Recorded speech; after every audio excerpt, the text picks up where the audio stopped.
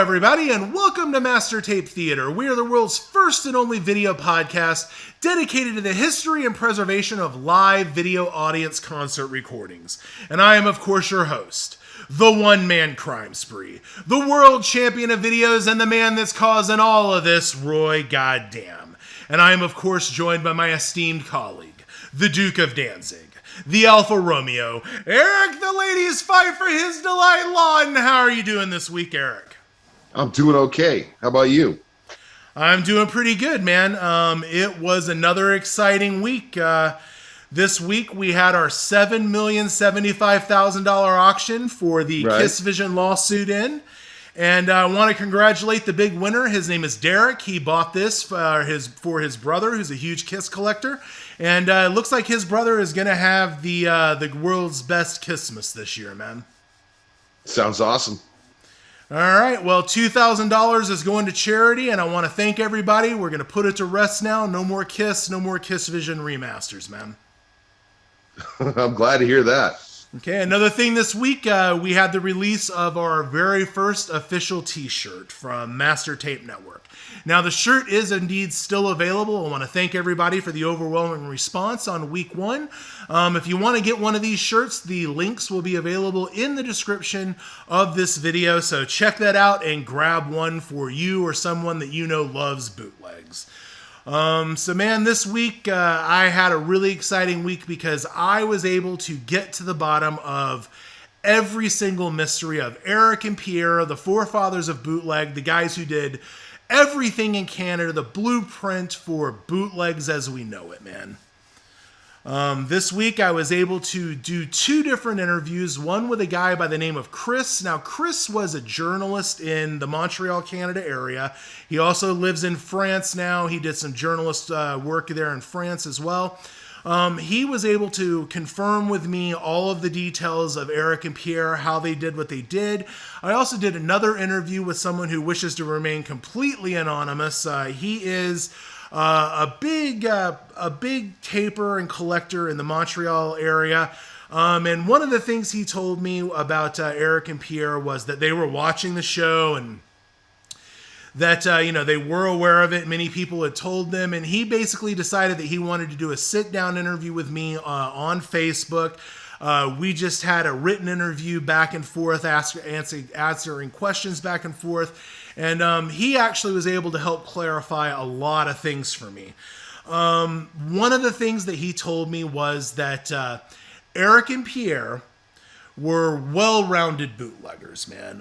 They were not just two guys who found a camera and started bootlegs as we know it. They were filming shows, selling the shows. He was able to confirm with me why they had to actually quit filming, and that was probably one of the most amazing parts of the story for me, man. Basically, Eric and Pierre had a list. They advertised in the back of Circus magazine, where most bootleggers got their start. That's where bootlegs thrived, in the back of Circus magazine, man. But they had a little business, and they called it Live and Dangerous. And he actually sent me some pictures of the catalog and the list. And I was blown away, man. I mean, it warmed my heart, what's left of it, man. And, it was so pure and real, and it was just, from a special place and time. But, they called their business Live and Dangerous, and they advertised in Circus magazine, and they filmed shows from 1982 until approximately 1989. And I asked him what it was like at the time in Montreal. I said, at the time, were the people freaking out about it? Did they know about the tapes? And he said, you had to really be in the taper community, but fans did start to find out through the ads in Circus magazine, and that caused a hysteria all over the city. Of course, the venue started to know about it. Just the heat started coming, man. There was a local journalist, a well-known journalist that he told me about, who he actually showed one of the shows to the journalist from the Montreal Forum, and the guy lost his mind, man. He just couldn't believe that it even existed, and, it just caused a hysteria all over Montreal. But the real reason why Eric and Pierre didn't keep filming was because they were raided by the police, dude. And like I said, they were well-rounded bootleggers, but they were caught with over $10,000 in uncashed money orders. What? Yeah, so they had collected quite a bit of money from, this would have been What? around 89. So, I mean, Right. There's no That's like telling. 20 grand now at least. And why the fuck did they get caught with the money? Yeah, that part I was unclear on, because one of the things he told me was there was some good news here. It sucks that they got raided, but they were, I guess, tipped off. And so I'm not sure why they would have kept $10,000 in money orders laying around the house. But the good news is that they didn't get the masters. The masters were stored at a neighbor's house, according to my source, and they were safe. And they didn't get any of the masters. They only had copies, and they kind of knew that this raid was going to happen. So that's the real reason of why Eric and Pierre quit filming shows, man. Other things that I was able to confirm, one of the things he had told me was that some of the details I had in the original show on episode 1 were not factual. But it come to find out that they were filming from, and the shows at the Montreal Forum were actually filmed from a VIP section. So this VIP section, you actually had to have special tickets to get into it, and Pierre had the hookup for the tickets through Criss, who is one of the people that I interviewed today.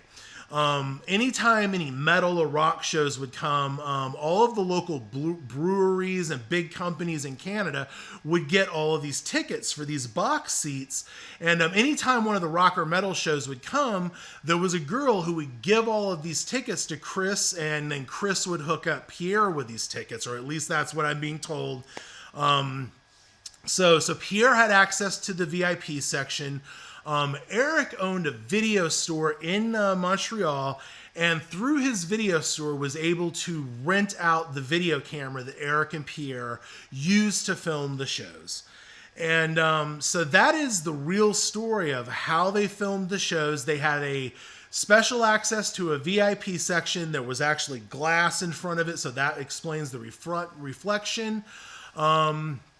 Also, there was a host. They didn't really have security in these VIP booths. So basically, Pierre and Eric had a special arrangement with this host to pay him to sort of look the other way. So it was a little bit of a letdown to know that they didn't have this monster camera in the venue under the scrutiny of watchful eyes. But the truth is that they paid a guy. They did have to be careful about the way they filmed and everything. They couldn't just hold it up.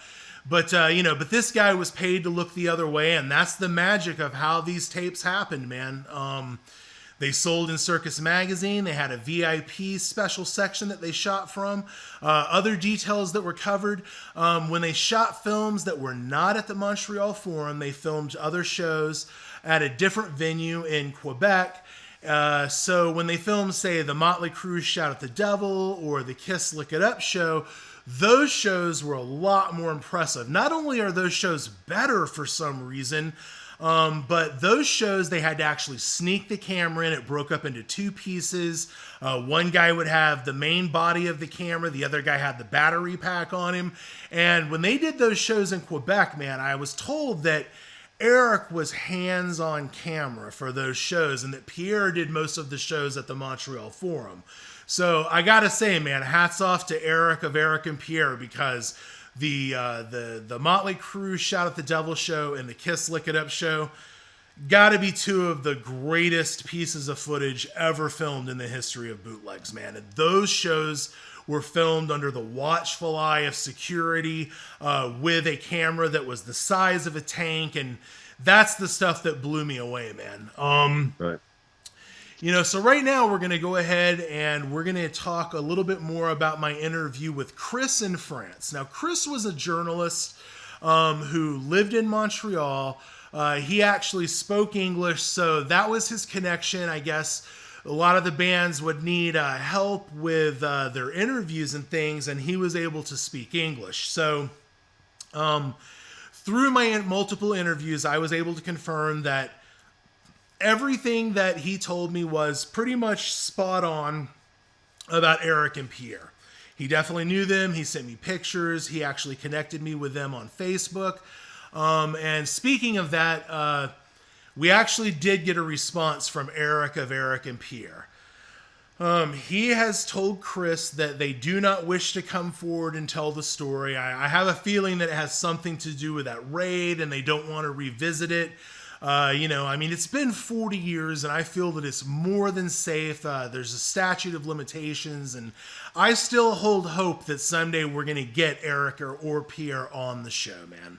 It's been about 30 years. Yeah, it's been forever and a day. So I just don't see why they don't want to come forward and tell their story and take credit for what they did. But it's safe to say that I'm telling their story. Criss is telling their story. And other people that were involved in the Montreal tape trader community are now able to tell this story accurately, man. And so let's get back to the interview with me and Criss. So the two interviews that I did, I know. So the two interviews that I did, I was told by one of my sources that Criss was an eccentric character and that he did know Eric and Pierre and all of that stuff checked out, but that to take a lot of what he says with a grain of salt. So in this interview that we're about to show everybody, I want to warn everyone. We do our interview, we talk about Eric and Pierre, great information was shared there, man.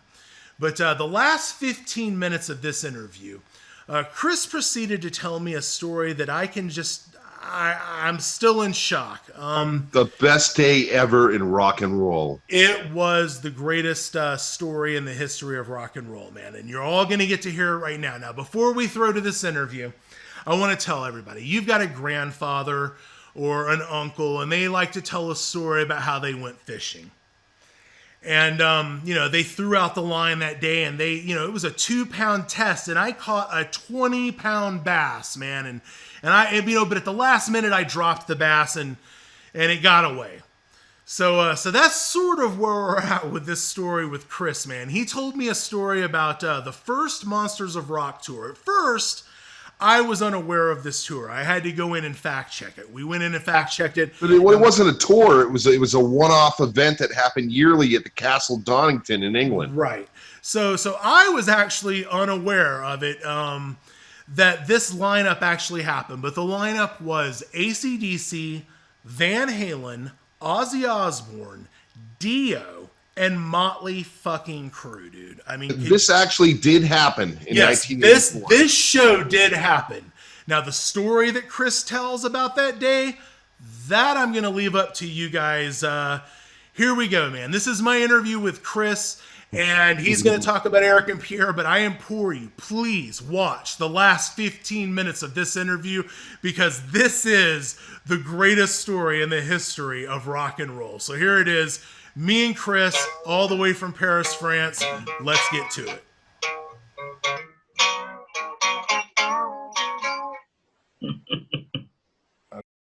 All right, everybody. Right now, I'm happy to welcome our very special guest, Criss. Criss was personal friends with Eric of the famed duo Eric and Pierre. And we recently found out that we did not have our story completely accurate on our episode 1.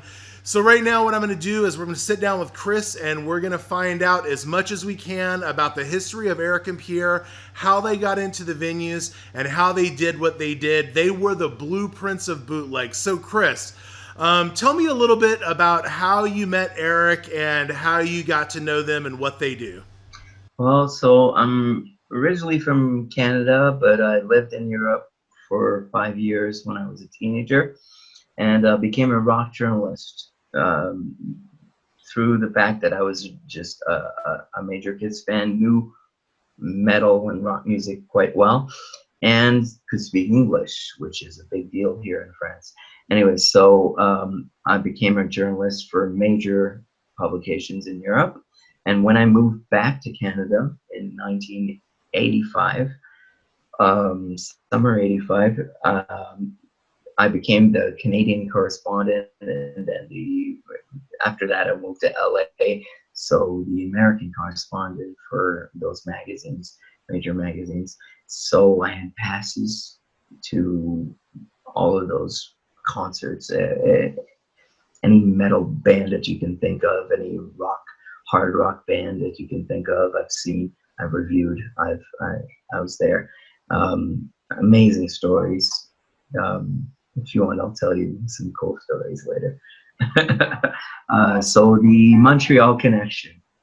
When I moved back to Montreal, went to the Mustache, which was the coolest rock bar in Montreal at the time. And every night they had cover bands playing at the bar, and the bar was literally next door to the Montreal Forum, literally. Sometimes some of the major acts would play the Forum and come jam on stage at the Mustache, or hang out at the Mustache. Lots of beautiful girls, lots of crazy stuff happening, lots of drugs and sex and everything you can think of. And Eric was in a band and that I saw there. I'm not going to name it because then it'll be too easy to find him. I was impressed with him. I thought that he was a great performer, played bass. I don't know, kind of like Paul Stanley, you know. And I wanted him in my band, and eventually that's what happened. We ended up working together in a band together. And so that's how I got to meet Eric. Eric is one of the original, the first people who ever really started bootlegs as we know it, you know. There were stuff like shot on 8mm and stuff like that, but bootlegs like on video camera, entire shows, uncut, they started that. They totally started that, him and Pierre. How it started, well, Eric had a video store. Back then, VHS, renting cassettes, people would rent cassettes a lot, so it was a good business. So he invested in that, had a video store on the South Shore of Montreal. His friend Pierre had connections at the Forum, had VIP boxes. Basically, all the major companies, major breweries in Canada, stuff like that, they all had a VIP box, basically. And that wasn't part of the bleachers, the seats. It was hanging from the ceiling at the Forum. Basically, that's where the whole section was. And there were different boxes, 10 tickets each, or 10 people per VIP booth. And there was a guy who was in charge of a host, I guess you would call him. He wasn't, you know, security, a lot more of a host, right? He would welcome you and bring you to the box, and you know, would you like anything to drink from the bar, and you know, things like that. So you're treated VIP-ish. So that was through Pierre. Pierre is the one who had that connection at the Forum, and there was one guy that they knew who was one of those hosts that they had a deal with. I'm not going to get into the specifics of the deal, but they had a deal with, so that he would turn a blind eye and not look, because obviously, even though they were in the booth and filming behind a window, you were right. You know, he would still do his rounds and walk by, so he would have seen them filming the show. So obviously, they had to have a deal with them.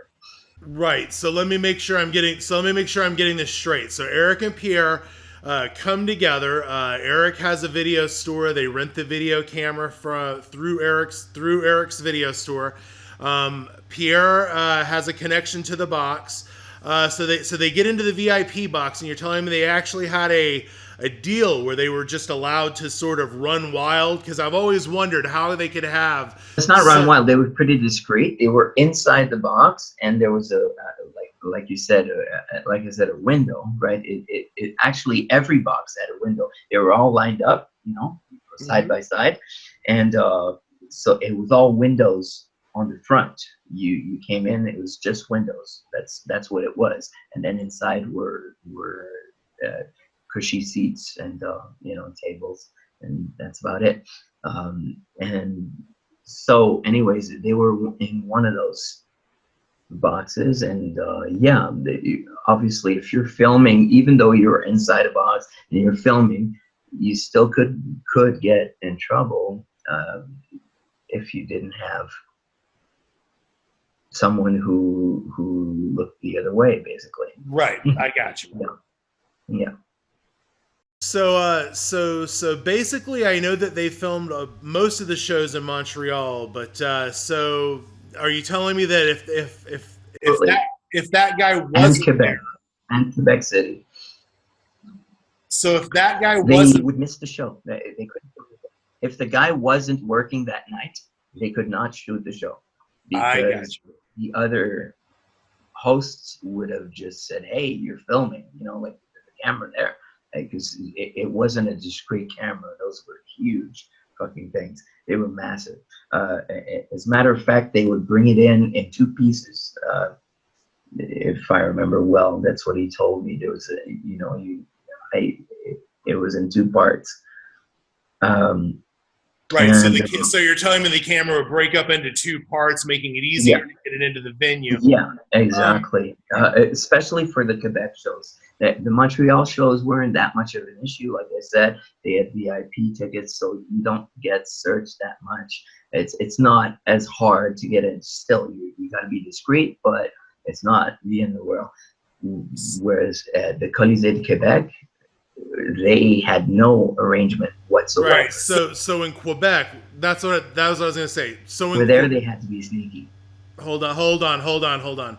So what you're telling me is that in Quebec, they actually had to break the camera up into two parts and then bring it in.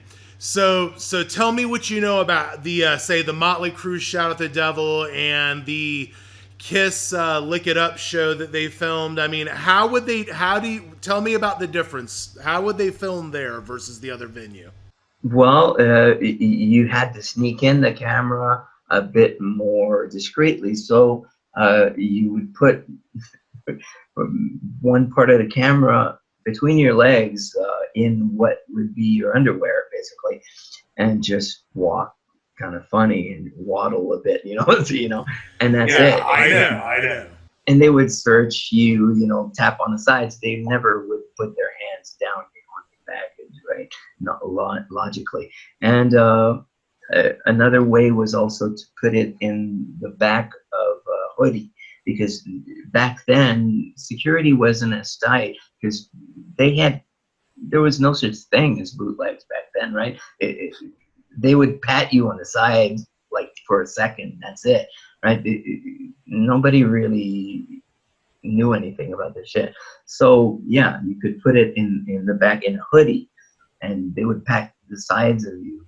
Nobody would ever think of patting the hoodie, you know. Yeah. So that was one of the ways. Yeah. So I know that Pierre did most of the filming in Montreal, but you had told me in the pre-interview that Eric actually filmed the Lick It Up Kiss show. Do you know any other shows that he may have filmed? True. Well, they basically would split. You know, they were together, so it was either him or the other. Sometimes even in the middle when you got tired, because it was heavy. Really heavy, so they would switch, you know. So you can't really point a specific show, but I do know that in Quebec City, a lot of the camera work was done by Eric. Awesome, man. So I know that you actually filmed a lot of shows yourself. You said that you had a background in journalism. Do you have any? My first question for you is, what was the very first audience shot bootleg that you ever saw, and how did you become aware that shows were filmed from the audience? The very first audience shot, I have no idea. My very first bootleg period was Kiss Tokyo '77. we just had a VHS copy of the NHK broadcast in Japan. So that was my first bootleg. But so you have no recollection of the first audience shot show that you saw then? Well, actually, Montreal, 1983 Kiss, because that, you know, Eric shared that with me immediately. So that was my first audience shot bootleg. And as a matter of fact, there was two versions of that. There was one where there was an interview that Kiss did where, and the person was allowed to film the first song, Creatures of the Night, in the pit. So they had edited in, so Creatures of the Night in the pit, and then their shot from a little farther. Well, so my question is, do you know why that show is incomplete? The camera. Simply, the camera did not have, the battery packs were not very long back then. So you had to pick and choose. They were basically gambling, saying, okay, either I take all these songs, or, you know, I got to stop at some point, or else I won't get the end of the show. They're trying to get the explosions at the end of Black Diamond and everything. So they were trying to get as complete a show as possible, but they had about an hour of battery. About an hour of battery. So you had to, you know, try to work with that. Yeah, man. Well, that is one of my favorite bootlegs of all time, man. I have it's one of the earliest. Yeah, I know. I mean, I have a soft spot for that piece of footage. It's just, it's so vintage and raw. Footage we have from that tour, there's no complete show at all, except for that one. That's the most complete we have. It's the only one where you'll see Vinnie Vincent's solo with the you know, down that delay thing he did, you know, with the sword. Like, nobody would have known that. Nobody would have seen that unless you went to the shows, right? But I mean, the fact that it's documented, and that's what I love about your project, is you know, you're right. A lot of the history of rock and roll would never have come out just because they were worried about, like, either having a perfect show shot, or having, you know, like, the bands would worry about so many things that they wouldn't do anything. Right. Ultimately, nothing came out, and we did it all. We're the ones who recorded all this stuff, because if you counted on the bands to do it, no, they could do maybe one show, and, you know, at the top. So let's get back to the scene at the time with Eric and Pierre. Now, one of the questions I wanted to ask you was, what was it like in Montreal? Like, if you were a rock fan, how did those shows circulate in the local Montreal area? Were the fans going crazy? Or actually, I gotta tell you, Eric was really discreet, and same with Pierre. We were, and so was I. The people that they would make copies for, we were told to be really discreet, very careful, not to just show it to everyone, not to be so open about it. So it was very discreet. You really had to know the guys. Eventually, as time went on, after, you know, quite a few shows, after maybe 4 or 5 years, they started putting those shows on lists and trading them with American people a lot more than Canadian people, because, you know, they didn't want to get things to get too hot in Montreal. So they would trade to New York, to Detroit, to some of the bootleggers that, you know, even you probably. Right. You know, so that's what they started doing, and I did the same. Once I got a lot of masters, or you know, close generation copies, I would, you know, trade with other people. So mostly trades, and sometimes sales, right? In the 90s, what I would do is I would go film a show, and after the show, I'd stand outside and talk with the fans and say, hey, look, I have the camera, and I would show them. I filmed the show, and I would take numbers, right? Phone numbers of all these guys. And I have 20, 30 numbers, you know, and then during the week I would make all the copies, the VHS, you know, dubs. And then I would call these guys and here's your copy, here's your copy, here's your copy.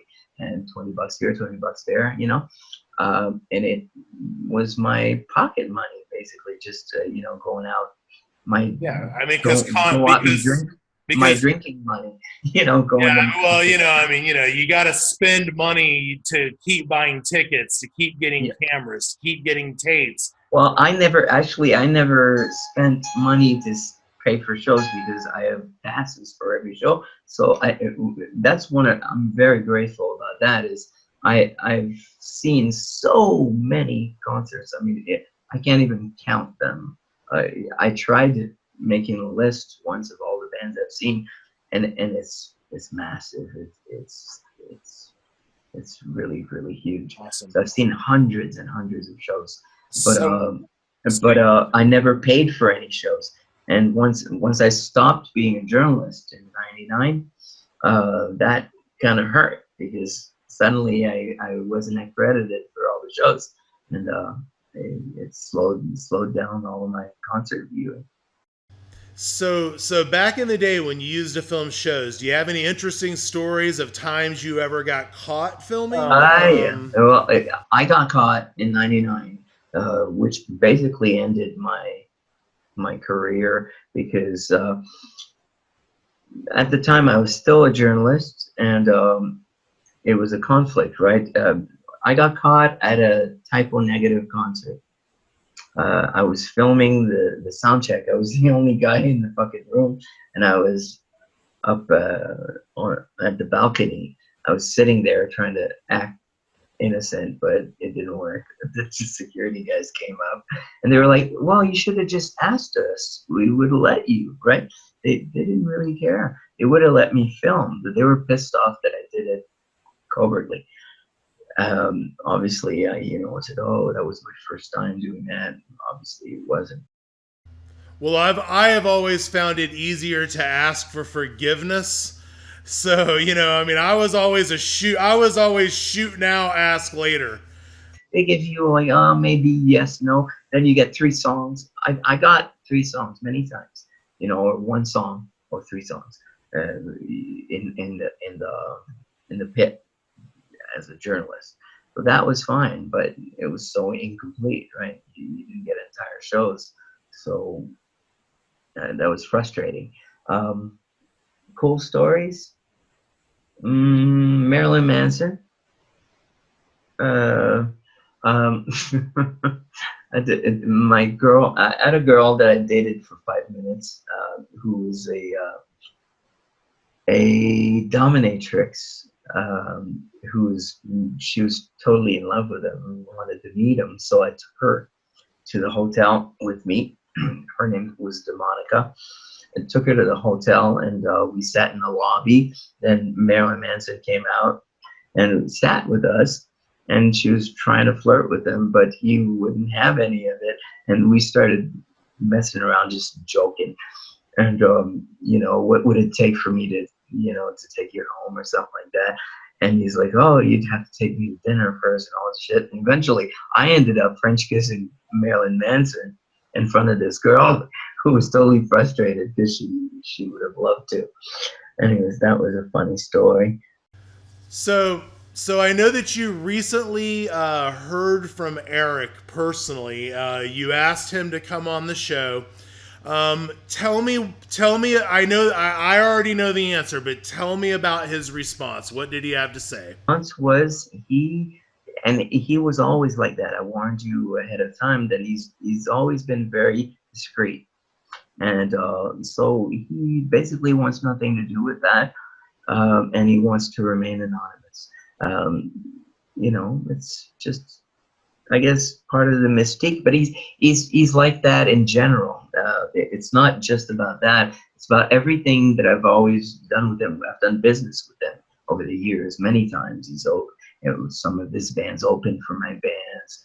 We were in bands together. We, worked on the Kiss French Kissing tribute album that I did. Worked with Kiss, whatever. So, anyways, Eric was always extremely honest and straightforward, and you know, he says it like it is, and he's never been into bragging. He's never been a braggart, even though he could have, right? He was like the guy who started it all, basically.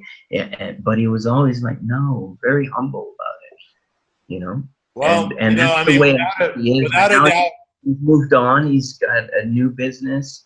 He's doing something new. So, and it's, you know, for him, that's old stories, and he wants to keep it, you know, secret. You know, like Brian.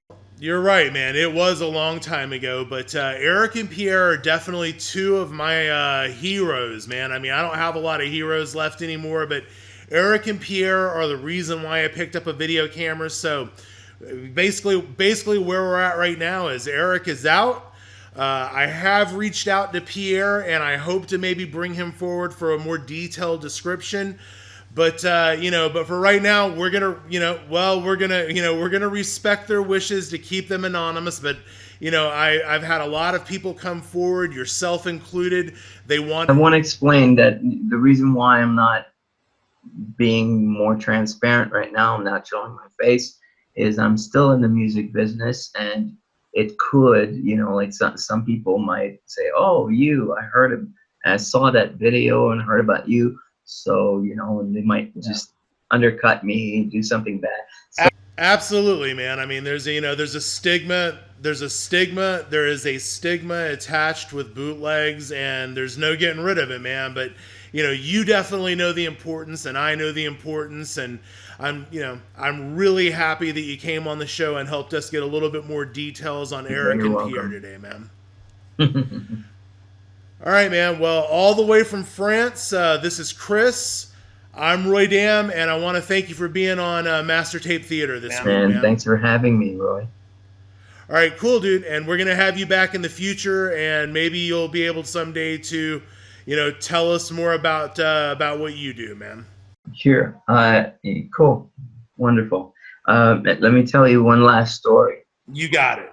And I don't know if it's pertinent because it's not bootleg related, but it's a fun story, rock and roll story. 1984, the Monsters of Rock European tour, the very first Monsters of Rock, comes to Europe. 11 a.m., bright sun, Motley Crue on their very first tour of Europe.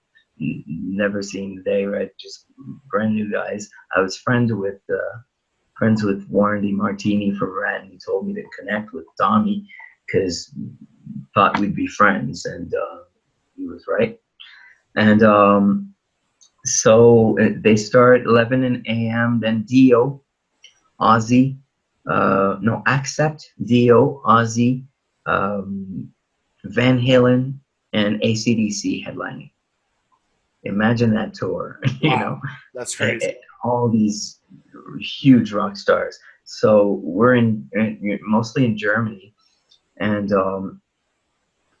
I jump on the Van Halen bus in between Karlsruhe and Nuremberg because for a change, right? I was always on the Motley Crue bus before, so I told them, hey, I'm going to jump on the Van Halen bus just to check it out. I'm just a fan by then. I was very young.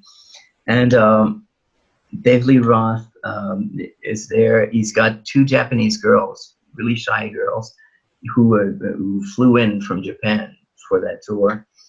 And he gets them to undress, eventually takes all of their clothes and throws them out on the highway. And then about a mile later, throws the two girls out naked on the freeway to run back a fucking mile to go get their clothes back. So I was like, oh my God, this guy's not too cool, right? So that's one rock and roll story. Then we get to Nuremberg, and I'd been partying for days with the guys and everything, and so I was pretty tired. After the Van Halen set, I decided to go straight back to the hotel, to the Novotel, and every band had booked at the same hotel for the last show. Normally they were booked at different hotels, but for the last show, they all booked at the new hotel and or arranged for the bar to be open for them to throw a end of tour party. And so I went to the hotel during the ACDC show.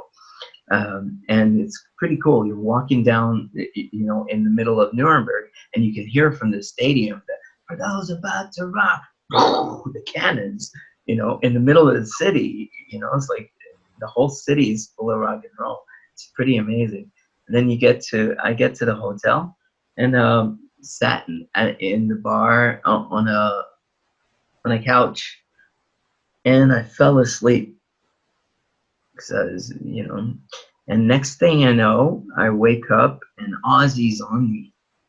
Ozzy Osbourne is on me, trying to cut my hair, trying to shave my head, well, cut my hair with scissors. And he's drunk, totally drunk. And I start fighting back. Then Dave Lee Roth comes, fucking holds my right arm, and there's a cake next to me, you know, to celebrate the end of the tour. And I'm like, okay, I guess I might as well play the game, right? It's rock and roll, whatever. So I grab some cake and I throw it at Ozzy. And then his bodyguard comes and threatens me, like, you know, we're going to fucking put you on the side of the road. We're going to kill you and shit like that. You know, like, they threaten my life, literally. Then things calm down for a second. They take me to the bar and they line up 10 steins of beer. Those big steins, they're like metal kind of beer, like they're more than a pint. Anyways, so they line up 10 of them on the bar and they're like, drink them. And I'm like, I can't, right? You know, and Dave Lee Roth is like fucking pouring beer all over me, and you know, say, oh, look what you did. You know, it's like, it's just, they're fucking playing with me. Crazy, and, man. Like, fucking playing with me. And eventually, at the corner of the bar was Ronnie James Dio, who was sitting with his friend Chemo, who's dead now. He was a bodyguard. He's a Samoan guy, really big guy. So the guy came and took me in his arms and, you know, just like tried to get me out of that situation that was really bad. And Ozzy was pissed off, and he went over Chemo's shoulder and punched me in the face, go like, you're ruining my party, you know. So Chemo turned around, pushed Ozzy in the fucking chest, and, you know, like pushed him back, and Ozzy fell back in his bodyguard's arms, and in the AC/DC singer in Brian Johnson's arms. And the Chemo said, he pointed at him and said, I don't give a fuck who you are, you know, like if you're a rock star or whatever, you touch that kid again, I'm gonna fuck you up. Crazy, man. And then That is one hell of a story, dude. And they took me to Ronnie Dio's room. God bless his soul. He's a great guy. And he gave me some of his clothes to change in because I was covered in fucking cake and beer. Well, are you really short, or did they fit? How did that work out? What? I said, are you really short? You said Dio gave you some clothes. I was just... Yeah, I was in his bed, in his room. We went up to his room, and I changed. I took a shower because I was covered in cake and beer. And then he gave me some of his clothes to change into because I... Amazing. Yeah, and then I went back to bed in because I was rooming with Motley Crue's crew. This is like a rock and roll dream scenario. You're like, you know, I was camping. I borrowed some clothes from Dio. Then I ran over and I was actually having a sleepover with Tommy Lee in another room. I mean, this is the craziest fucking story I've ever heard, dude. When after that, Motley Crue jumped on the Iron Maiden tour. They were opening for Iron Maiden. So I went with Motley Crue because I was working by then as a PR for Motley Crue, translating, helping them with their interviews in French and Spanish, stuff like that, because I knew other languages. So anyways, we go on tour with Iron Maiden. I mean, fucking Tommy Lee bringing coke behind the drummer, Iron Maiden's drummer, and he's playing and snorting coke live on stage, right? Just crazy shit like this. We're starter guns. We all had starter guns, like just fake guns, and we do shootouts like we're in the Wild West, right? Fake shootouts. It was just crazy stuff. And Crazy. when we get to Paris, which was my city, and I knew the bars, so I took them to the biggest, coolest rock bar in Paris. And by then I wasn't talking to Tommy anymore because he saw what happened with Ozzy that night. He was there in that room when Ozzy tried to shave my head. And I was pissed off at him because he didn't help. He didn't even try to help me. Whereas Eddie Van Halen tried to, Eddie Van Halen said, "Hey guys, stop it. You're going too far," and all this shit. And they told him to fuck off because they weren't on speaking terms anymore. Dave Lee Roth and him hated each other. Now, as a matter of fact, that was the very last Van Halen show together. The Nuremberg show was Van Halen 1984's last show with Dave Lee Roth. That's when they broke up that night. Man, you've got to write a book, dude.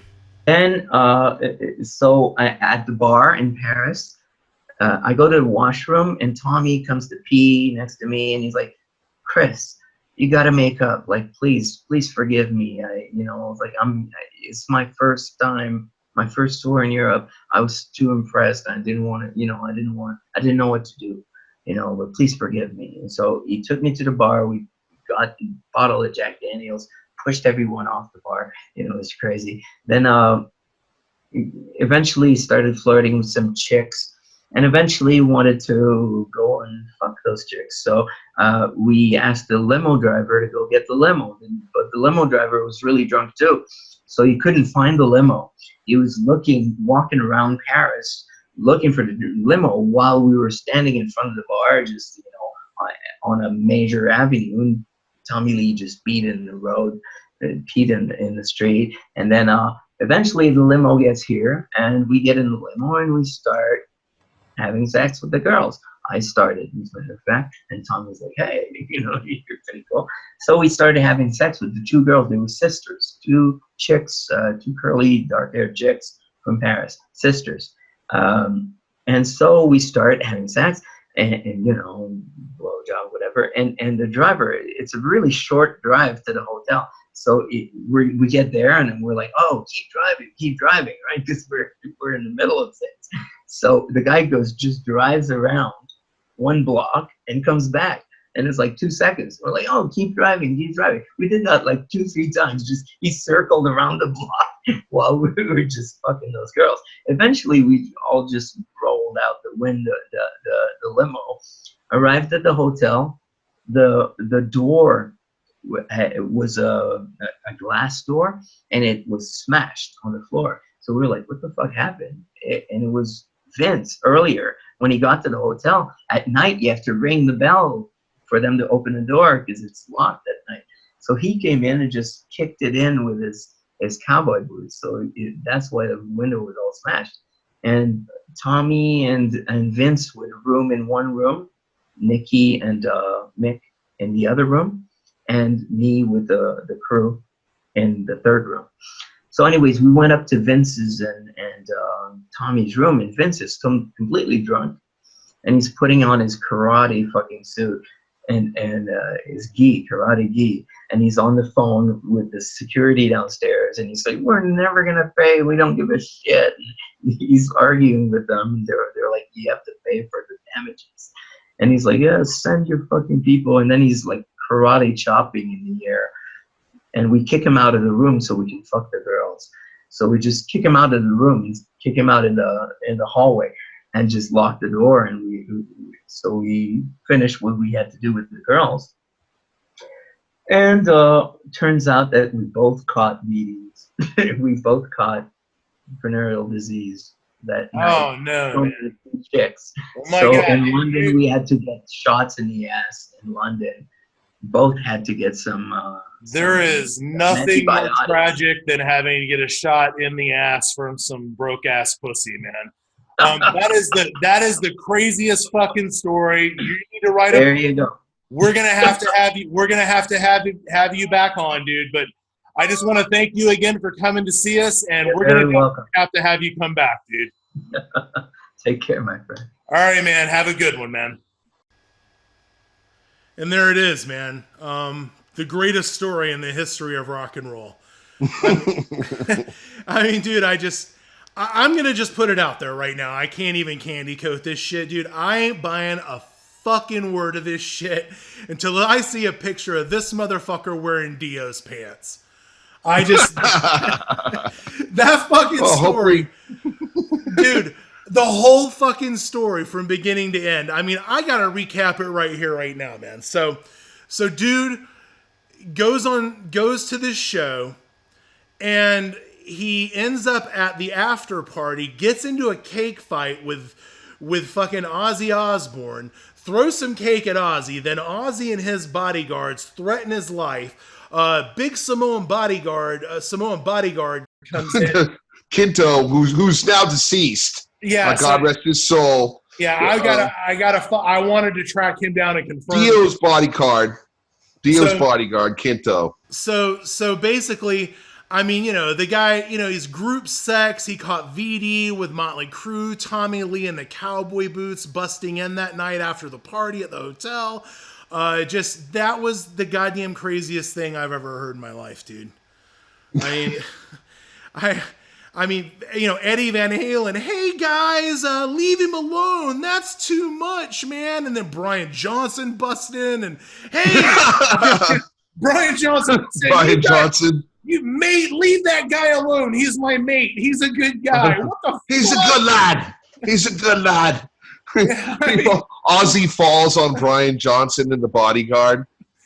Dude, him and Tommy Lee make up later on in the night. You know, Tommy's like, "I'm so sorry for not defending you for when Ozzy was persecuting you, man. It was I let you down, bro." I mean, yeah, and dude, the part where he's talking about, you know, well, I just jumped off a Motley Crue bus and said, "Sorry, you know, see guys, I'm going to go hang out with fucking David Lee Roth and Van Halen for a while, and these two naked bitches from Japan, like that just is just something that you do." It's, yeah, which that didn't really add into the whole Monsters of Rock. I'm still tripping on the naked bitches from Japan part, because I don't really get how that, you know, I'm on the bus with Van Halen. I don't know, last European tour or you know, and dude, was he on when that event happened? Dude, was he on the bus from the venue back to the hotel? He just rode for 10 minutes? Like, I don't know, man. The story is still a mystery to me. You guys got to be the judge. I want to tell everybody about one more thing that happened this week, and I'm really excited about this. The network is getting back together, man. We're getting the band back together. One of my best friends reached out to me. His name is John. John is a huge collector, and he knew a lot of people. We're going to be having him come on the show very soon. He's got a lot of cool stories.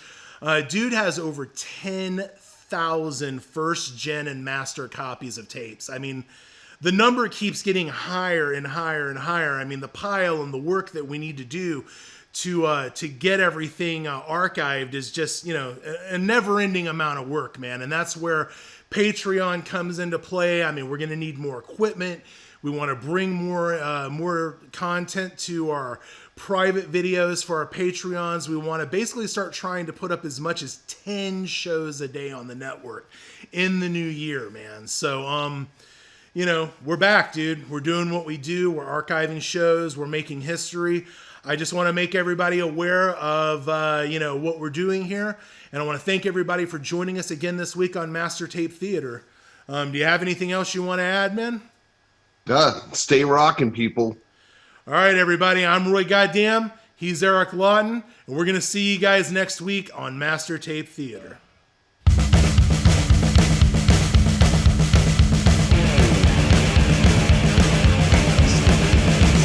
It's party time, yeah! Be sure to like and subscribe on the channel. Also, support the work we do on Patreon, find us on Facebook, and follow us on Twitter.